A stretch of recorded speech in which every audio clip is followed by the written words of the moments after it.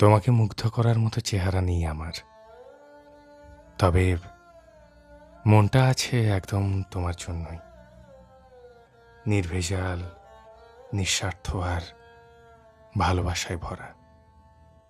আমি হয়তো তোমার স্বপ্নের মতো পারফেক্ট নই, কিন্তু তোমার পাশে থাকার জন্য পারফেক্ট একজন মানুষ হতে চাই।